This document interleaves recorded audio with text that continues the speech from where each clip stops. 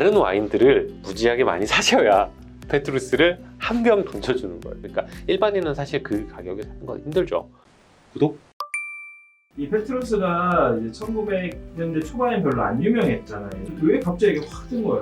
그러니까 절대 이제 빠져서는 안 될 게 제가 아까 에드몬드 그 여사 이름을 이야기했는데 사실은 이제 1947년 엘리자베스 2세 여왕께서 약혼식을 할 때 에드몬드 마담이 페트루스 매그넘을 이제 선물로 보내죠. 엘리자베스 2세한테. 엘리자베스 2세가 딱 그걸 받고 자기 이제 결혼식에서 메인 와인으로 페트루스를 딱 선정을 하게 되지.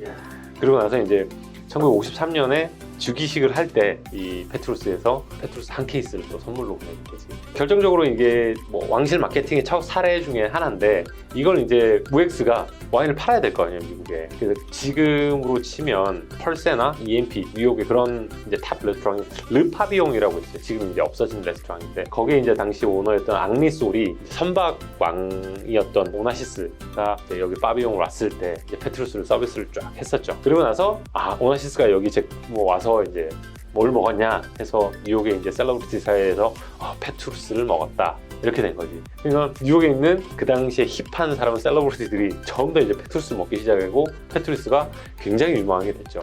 근데 그 안에서는 이제 예를 들어서 존 F 케네디도 페트루스를 좋아했다는 말이 있고 그러면서 이제 페트루스가 빵 뜨게 되죠. 그리고 첫 번째는 이제 사연도 있지만은 사실은 와인이 너무 좋았기 때문에 너무나도 와인이 좋았기 때문에 그렇게 뜨지 않나 싶어요.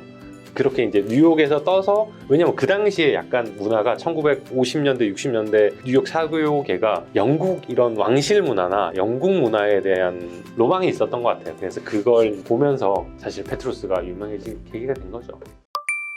조금 더 해주실 얘기 없어요? 페트루스의 뭔가 흥망성쇠 같은 거. 미국에서 유명하게 되니까 이게 와인이 유명하게 됐죠. 근데 이제 그 유명하게 되긴 또 속 이야기를 좀 들여다봐야 되는데 루바의 오너였던 에드몬드가 1961년에 타계를 하고 이제 자식한테 이제 물려줬는데 자식들이 별로 와인에 관심이 없었던 거지. 그래서 조카인가? 그래서 조카들이 물려받았는데 얘들이 이제 관심이 없던 거지. 그래서 이제 장페르 무엑스가 야 지분을 좀 팔아라. 유통을 하고 있던. 야 지분을 줘 이렇게 된 거지. 그래서 지분을 팔게 되고 이제 무엑스가 컨트롤하게 되는 거죠. 이때 이제 페트루스의 중흥기를 이끌었고 아마 제 기억에 2007까지 만들었던 장클로드 벨루에라는 걸출한 와인메이커. 재미난 게 1961년인가? 부터 와이너리에서 일을 했어요, 이분이. 그때 나이가 몇 살인 줄 알아? 21살.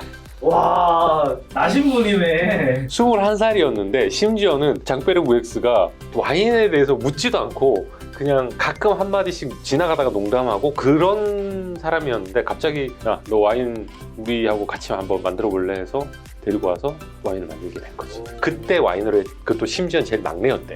21살이니까. 그때 와이너리 팀에서 제일 막내가 제일 중요한 역할을 했던 거지. 그러면서 또 재미난 건 2008년부터는 또 아들이 만들기 시작했어요. 근데 이제 두 분 다 인터뷰를 한 내용을 보면 2008년부터 만들었어요. 그래서 제가 아들은 못 봤고 장클로드는 페트루스에서 봤어요. 제가 2010년도에 봤는데 이제 은퇴를 한 사람인데 한국에서 누가 인터뷰하라고 한다고 해서 가가지고 잠시 뵀었는데 포스가 장난이 아니었어요. 진짜 자기는 한 거 아무것도 없고 비밀은 여기 토양에 다 있다고 굉장히 겸손하게 이야기를 하시면서 페트루스를 따주시는데 좋았지. 어쨌든 젊은 나이에 시작해서 이 분이 페트루스의 중흥기를 이끌었죠.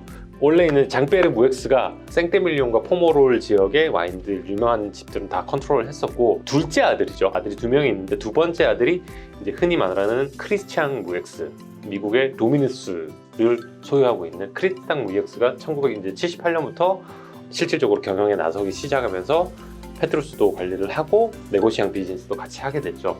2003년도에 이제 장페르 무엑스가 죽게 되고 자기 형인 프랑스하고 같이 일을 했었는데 사이가 좀 틀어졌나 봐요. 그래서 2010년에 크리스티앙 무엑스가 페트루스에서 완전 손을 떼. 그리고 장페르 무엑스 와이너리만 관리를 하고 미국에서 자기가 만든 도미누스하고 그 두 개 비즈니스를 하고 있고 페트루스는 제가 알기로는 형인 프랑스와가 계속 관리를 하고 있어요. 그리고 이제 잘 아시겠지만 장페르 무엑스의 지금 와이너리는 크리스티앙 무엑스의 큰아들이 관리를 하고 있고 여기서 이제 포모론과 생떼밀리옹의 탑 와인들을 전부 다 컨트롤하고 있죠. 페트루스, 뭐 라플레어, 르팽 살려면 이 장페르 무엑스에서 만들어지는 와인들을 사와야 돼. 그리고 심지어는 제가 2005년에 페트루스 처음 갔을 때 그때 셀러가 있었는데 그걸 공사를 한다고 와인을 싹 다 치운 거예요. 야, 와인 어디 갔니? 물어보니까 자기도 모르는데 와인메이커.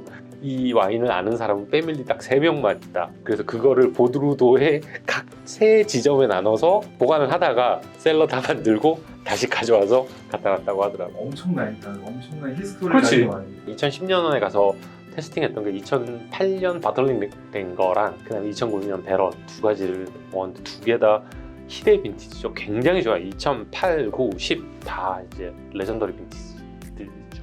뭐 페트루스 이야기하면 이제 토양을 이야기해야 되는데 아까 그 토양 그쵸. 맛이다. 땅 맛이다. 땅 맛.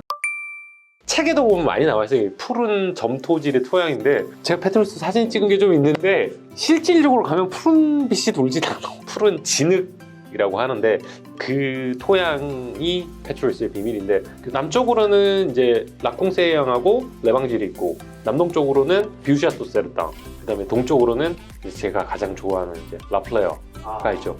다 둘러싸여 있고 이 라플레어가 여기 있으면 이쪽에 이제 가쟁이 끝에 달려있죠. 아까도 말씀드렸지만 푸른빛을 지는 진흙이 이 페트루스의 비밀이라고 하는데 포모롤이 보르도나 프랑스 전체를 따져서도 가장 복합적인 토양이라고 이제 이야기를 많이 하거든요. 그리고 이제 특히 포모롤 팔레트라고 해서 최고의 와인들이 제가 아까 말씀드린 그 몰려있는 요 언덕이 가장 좋은 밭들이 있는데 페트루스가 거기에 가장 좋은 이제 토양을 많이 가지고 있는 거죠. 아래로 내려가면 내려갈수록 이제 두터운 진흙이 있는데 보통 진흙이 많으면 와인의 구조감이나 이런 파워가 상당히 좋아지죠. 이제 진흙 토양이 포도 이제 뿌리가 내려가서 이제 들어가기가 굉장히 힘들대요.